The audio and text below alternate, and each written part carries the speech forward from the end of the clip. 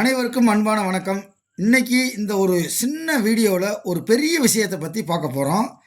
அதாவது ஆட்சி மற்றும்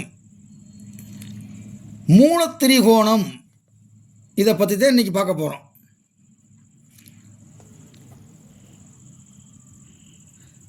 அதாவது ஆட்சி எங்கெங்கே பெறும் அப்படின்றது உங்களுக்கு தெரியும். இருந்தாலும் இந்த வீடியோவில் ஃபஸ்ட்டு நான் ஆட்சி பெறக்கூடிய கிரகங்கள் எப்படி இருந்தால் அது மூலத்திரிகோணமாக மாறும் என்பது தான் இந்த வீடியோனுடைய சிறப்பு. உங்களுக்கு சூரியன் தெரியும், சிம்மத்திலே ஆட்சி வீடு என்று. உச்சமடைவது மேசத்திலே உச்சமடையும். இப்போ இந்த ரெண்டு டாபிக் தான், ஆட்சி எங்கே அடையும், மூலத்திரிகோணம் எங்கே அடையும், மூலத்திரிகோணத்தில் தான் அந்த கிரகம் இருக்கிறது என்பதை எப்படி உறுதி செய்வது, அதுதான் இந்த வீடியோட சிறப்பு. அடுத்து சந்திரன் ரிஷபத்திலே உச்சமாகும், கடகத்திலே ஆட்சியாகும். அதற்கடுத்து செவ்வாய்க்கு 2 வீடுகள், அதாவது சூரியனுக்கும் சந்திரனுக்கும் மட்டும்தான் ஒரு வீடுகள், மற்ற கிரகங்கள் அனைத்திற்கும் 2 வீடுகள். அப்போ செவ்வாய் மேசத்திலும் விருச்சிகத்திலும் செவ்வாய் ஆட்சி வீடுகளாகும். மகரத்திலே செவ்வாய் உச்சம் பெறும். சூரியன் ஆட்சி பெறக்கூடியது சிம்மத்தில், உச்சம் பெறக்கூடியது மேசத்தில். ஓகேவா? எங்கே ஒரு கிரகம் உச்சம் அடைகிறதோ அதிலிருந்து 7வது இடத்தில் நீசம் அடையும். 1 2 3 4 5 6 7. அப்போ சூரியன் உச்சம் பெறக்கூடிய இடத்திலிருந்து 7வது இடத்தில் நீசம் பெறும். அதே மாதிரி ஒவ்வொரு கிரகத்துக்கும் பார்த்தீங்கன்னா எங்கே உச்சமாகுதோ அங்கே எழுத்தாப்பில் 7ஆம் இடம் நீசமாகும். இப்போ செவ்வாய் வந்து பாருங்கள், மகரத்தில் உச்சம், இதிலிருந்து 7வது வீடு 1 2 3 4 5 6 7. செவ்வாய் இங்கே நீச்சம் அடையும். ஏன் நீச்சம் இங்கே அடையும் என்பதற்கு ஒரு பெரிய டாபிக். இந்த டாபிக் வந்து ஒரு கடல் மாதிரி. இன்றைக்கி நம்ம வந்து ஒரு டம்ளர் அளவுக்கு தான் பார்க்க போகிறோம். அதுக்கப்புறம் சனி எங்கே உச்சமாகும்? துலாத்தில். அப்போ சனி இங்கே போட்டுக்குருவோம். சனி இங்கே உச்சமாகிறது என்றால் எங்கே நீசமாகும்? சனி இருக்கக்கூடிய இடத்திலிருந்து 7வது இடத்தில் நீசமாகும். அப்போ 1 2 3 4 5 6 7 சனி இங்கே நீசமாகும். அதுக்கடுத்து புதனுடைய வீடு கன்னியினுடைய வீடு. புதன் இங்கேதான். புதன் ஆட்சியில் உள்ளதா, உச்சத்தில் உள்ளதா, மூலத்திரிகோணத்தில் உள்ளதா, இதைத்தான் நம்ம ஃபைண்ட் அவுட் பண்ணணும். புதன் வந்து கண்ணியில் இருந்தாலே நிறைய பேர் என்ன சொன்னால் ஆட்சி உச்சம் மூலத்திரிகோணம்ப்பா புதன் அப்படின்றாங்க. கிடையாது. இந்த வீடியோனுடைய கடைசி பகுதியில் தான் சொல்ல போகிறோம். புதன் அங்கே இருந்தால் அது ஆட்சி பலமாக இருக்கிறதா அல்லது உச்ச பலமாக இருக்கிறதா, மூலத்திரிகோணத்தில் இருக்கிறதா இல்லையா அப்படின்றது எப்படி பார்க்குறது அப்படின்றத தான் இந்த வீடியோவில் நம்ம பார்க்க போகிறோம். அதுக்கடுத்து புதனுடைய 7வது இடத்தில் உச்சமாகக்கூடிய புதன் 7ஆம் இடத்தில் நீசமாகும். மீனத்தில் புதன் நீசம். அப்புறம் குருவுக்கு 2 வீடுகள் என்பது உங்களுக்கு தெரியும். பாருங்க, குருவுக்கு உச்சமாகிற இடம் கடகம், நீசமாகிறது இந்த கடகத்திலிருந்து 7வது இடத்துல நீசமாகும். 1 2 3 4 5 6 7 குரு நீசமாயிருச்சு. அதுக்கடுத்து சுக்கிரன் வந்து எங்கே உச்சமாகும்? சுக்கிரனுக்கு 2 வீடுகள். சுக்கிரன், இதுவும் சுக்கிரன். ஆனால் அந்த 2 இடத்துலையுமே சுக்கிரன் உச்சமாவது இல்லை. சுக்கிரன் நீசமாவது எங்கே? கன்னியிலே சுக்கிரன் நீசம். அப்போ கன்னிக்கு 7வது வீட்டில் சுக்கிரன் உச்சமடையும். அப்போ எங்கே இருக்குது? இங்கே வந்து சுக்கிரன் உச்சமாகிறது. அப்போ புரியுதா உங்களுக்கு? எந்த பாவகத்தில் ஒரு கிரகம் உச்சமடைகிறதோ அதிலிருந்து 7வது இடத்தில் நீசமடையும். அப்படியே ஆப்போசிட். ஓகேவா? இப்போ உச்சம் நீசம் அதை பற்றி பார்த்தோம். உச்சம் பெற்றது அதிகமான வலுவை அதிக வலு உடையது. நீச்சம் பெற்ற கிரகம் வலு இல்லாதது, அதாவது 0. அவ்வளோதான், 0 பலன்தான். அந்த கிரகம் அங்கனக்குள்ளே செயல்படலை. சயின்ஸில் அறிவியல் ரீதியமாக, அதாவது உச்சம் பெறுது அப்படின்னா அவர் பிறக்கும்போது நம்ம பூமிக்கு பக்கத்தில் இருந்திருக்குன்னு அர்த்தம், வேறு ஒன்றும் கிடையாது. நீசம் என்பது அவர் பிறந்த தேதி டயத்தில் அந்த கிரகம் பூமியிலிருந்து ரொம்ப வெகு தூரம் சென்றுருச்சுன்னு அர்த்தம், வேறு ஒன்றும் இல்லை. இதே சயின்ஸ். ஓகேவா? இப்போ நம்ம பார்க்கக்கூடிய தலைப்பு அடுத்து பாருங்கள். இப்போ உச்சம் நீசத்தை பார்த்துட்டோம். அடுத்து எத்தனை டிகிரிக்குள்ள அது மூலத்திரிகோணம். இப்போ சூரியன் எங்கே மூலத்திரிகோணம் அடையும் அப்படின்னா, சூரியனுக்கு மூலத்திரிகோணம் சிம்மத்தினுடைய வீடு தான். அந்த சிம்ம வீடில் ஒரு கிரகத்திற்கு ஒரு பாவகத்துக்கு 30 டிகிரி என்பது உங்களுக்கு எல்லாத்துக்கும் தெரியும். அப்போ 12 கட்டங்கள் இருக்குது. 12 × 30 நீங்கள் பெருக்கினீங்க அப்படின்னா 360 வரும். அதை டிவைட் பண்ணி 12ஆல் வகுத்து அவங்க 30 ஒரு இடத்துல 30 டிகிரி. ஓகேவா? இப்போ சூரியன் 20 பாகைக்குள் இருந்தால் மட்டுமே மூலத்திரிகோணம்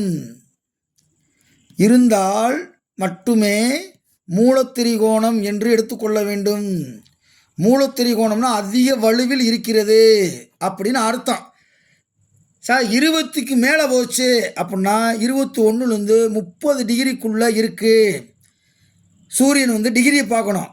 இந்த திருக்கணித பஞ்சாங்கத்துக்கு சிறப்பே டிகிரி தான். அப்போ சூரியன் பார்த்துட்டுன்னு எப்படி இருக்குது, 21 டிகிரியிலேருந்து 30 டிகிரிக்குள்ளே இருக்குன்னா அது ஆட்சி பலமாகத்தான் இருக்கிறது. நீங்கள் சூரியன் சிம்ம வீட்டில் இருந்தாலே இங்கே ஆட்சி பெற்றிருக்கு, மூலத்திரிகோணம் பெற்றிருக்கு, சூரியன் ரொம்ப ஸ்ட்ராங்காக இருக்குதுன்னு நினைக்கக்கூடாது. இதை பார்த்துக்குங்க.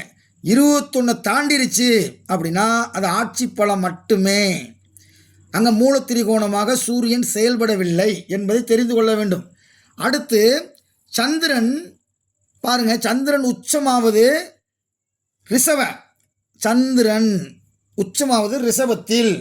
ரிஷபத்தில் முதல் 3 டிகிரிக்குள்ளே இருந்தால் தான் அது உச்சம்.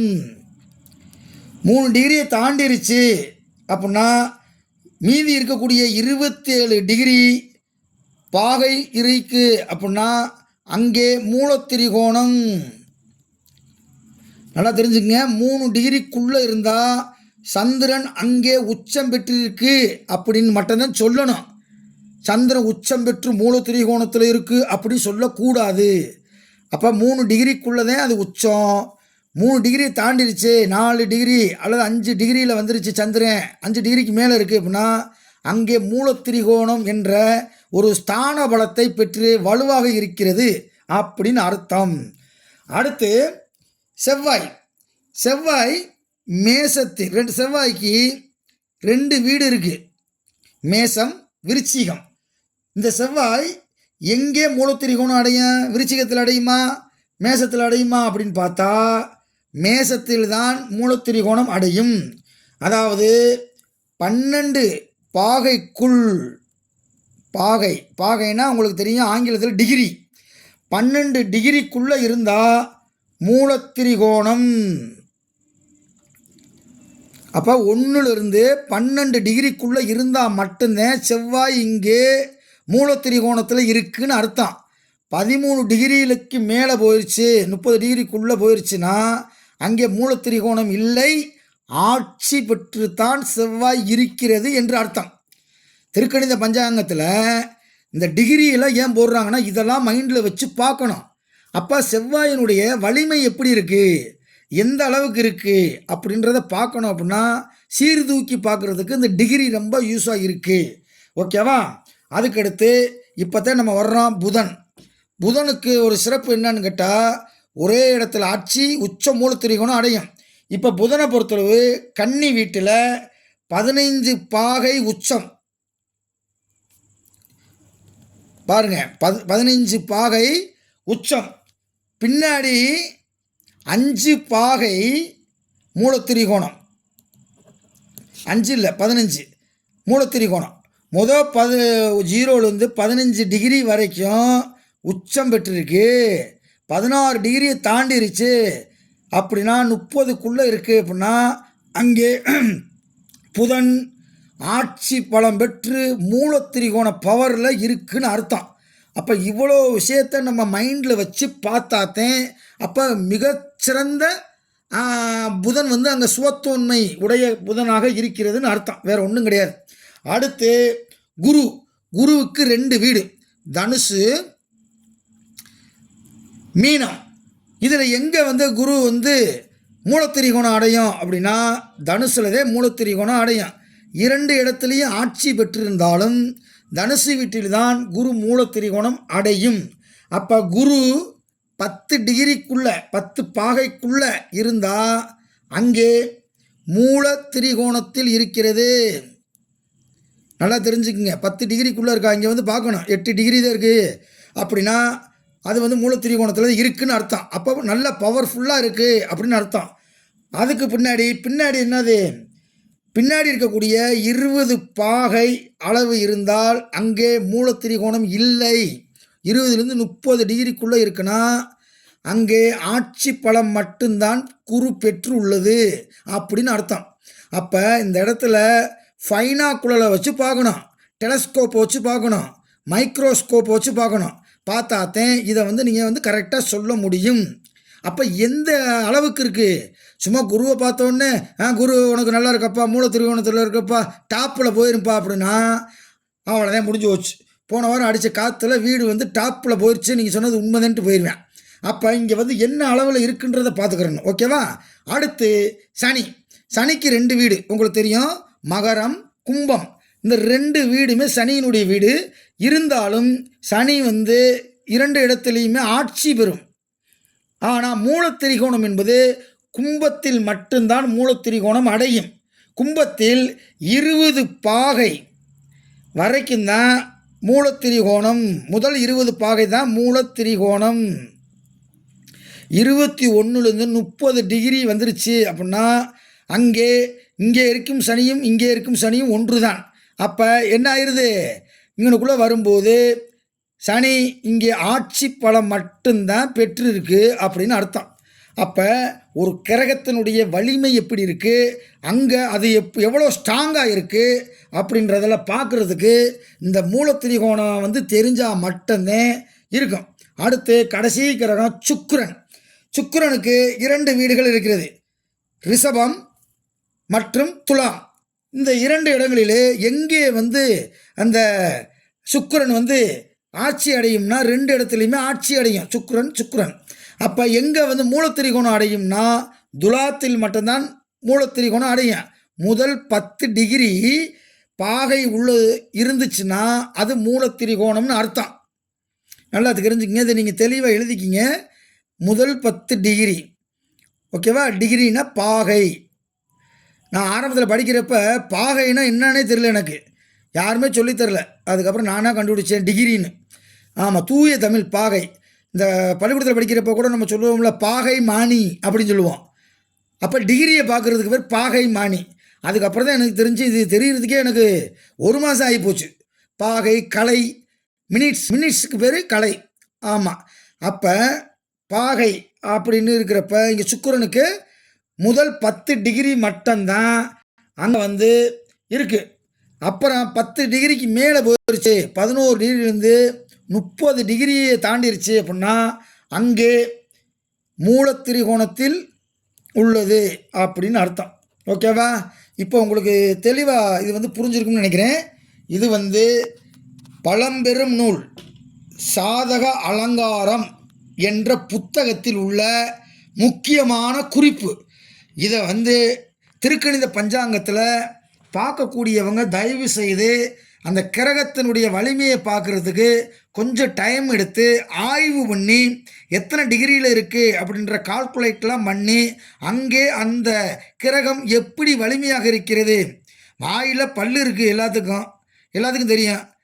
அந்த பல்லை பார்த்தோன்னே பல்லு சூப்பராக இருக்குன்றது யாருக்கு தெரியும்? பார்க்குற ஆளுக்கு தெரியும். ஆனால் அவனுக்கு பல்லு ஆடுறது அவனுக்கு தான் தெரியும். அப்போ அங்கனக்குள்ளே கிரகம்ன்ற பல்லு ஆடுதா ஆடாமல் ஸ்ட்ராங்காக இருக்கா அப்படின்றத பார்க்கணும். அப்படின்னா இந்த டிகிரி வைஸை கட்டாயம் பார்க்கணும். இந்த டிகிரியத்தை நாசா நிறுவனம் அந்த வானியல் ஆய்வு மையத்துக்கு பூராமே இதைத்தான் பயன்படுத்துகிறாங்க. ஓகேவா? இது 2000 வருஷத்துக்கு முன்னாடியே நம்ம சித்தர்களும் முனிவர்களும் இதை கண்டுபிடிச்சிருக்காங்கன்னா இது ஒரு பெரிய விஷயம்.